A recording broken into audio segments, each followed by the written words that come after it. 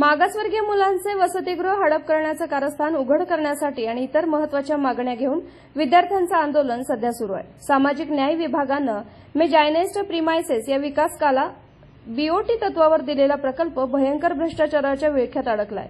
मागील वर्षी झालेल्या आंदोलनामध्ये 1000 मुलांचे वसतिगृह डिसेंबर अखेर सुरू करू असं लेखी पत्र सार्वजनिक बांधकाम विभाग आणि विकासक यांनी दिलंय। अजूनही त्याची पूर्तता विकासकानं केलेली नाही। इतकंच नाही तर मूळ मान्यता असलेल्या 750 मुलांच्या वसतिगृहात अनधिकृतपणे आणि संशयास्पदरित्या 870 विद्यार्थी बसून वरील 120 मुलांच्या वसतिगृहाची जमीन, तरतूद आणि इमारत परस्पर गहाळ करण्याचा घाट पीडब्ल्यूडी आणि विकासकांनी घातलेला आहे। सामाजिक न्याय विभागानं गेली अनेक वर्ष प्रलंबित असलेल्या मागण्या दुर्लक्षित ठेवून विद्यार्थ्यांची छळवणूक सुरू केली। या सर्व एकत्रित मागण्या घेऊन विद्यार्थ्यांचं बेमुदत धरणे आंदोलन सुरू आहे।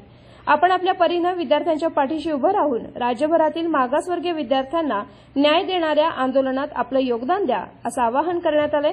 डॉक्टर बाबासाहेब आंबेडकर विद्यासंकुल जैन मंदिराजवळ चेंबूर दिनांक 12 फेब्रुवारीपासून सहभागी होण्याचं आवाहन करण्यात आलंय। हे आवाहन आंबेडकर स्टुडंट असोसिएशन यांच्याकडून करण्यात आले। यासाठी संपर्क आहे 90 29 777 818।